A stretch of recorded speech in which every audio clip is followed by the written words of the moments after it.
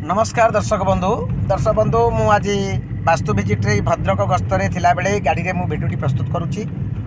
जे बहुत लोक अनुरोध करती जे आम पूर्व पटरे जो पूर्वमुखी घर आम करुचु ये पूर्वमुखी कौ अंश आम आमर मुख्य द्वार रखिले आम घर पर शुभ दे था। दर्शक बंधु आम जानते जे घर चतुर्पार्श्व होची आपणकर 32 पाद किंतु जदि आपण कैलकुलेशन करेंगे गोटे कोण रु गोटे कोण होची 9 पाद तेणु 9 × 36 जो कोणटा पड़े से कोणटा आपणकर एक जेहेतु धरा हुए तेणु से 32 पाद कहुए। ये 32 पादे आज आम ये भिडियो आलोचना करवा जे पूर्व पटरे आप मुख्य द्वार केउं अंश देवे। दर्शक बंधु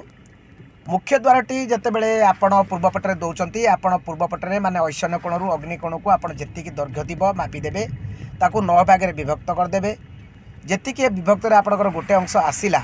आपणकर सेटा होची E1 माने ईस्ट 1 ठारू east 2 E2 E3 E4 E5 E6 E7 E8 E9 आदि आप कौन करेंगे ना ऐशान्य कोण जो E1 पाखु आप E1 E2 तामें 2 अंश छाड़देवे छाड़देला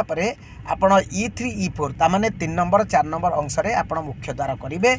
तापर जो रहा 5 6 7 8 9 से करेंगे ना कि 1 2 रे करेंगे ना आपण 3 4 E3 E4 रे करेंगे जोटा आपणकर अति शुभ रुख्य द्वार आपणकर पूर्व। दर्शक बंधु यही अंश आप करूँ आपणकर पूर्वमुखी घर बा आपणकर शुभ द्वार यही अंश करूँ निश्चित भाव में वास्तु अनुसार आपणकर घर मुख्य द्वारटी सठिक शुभ रही। जय जगन्नाथ।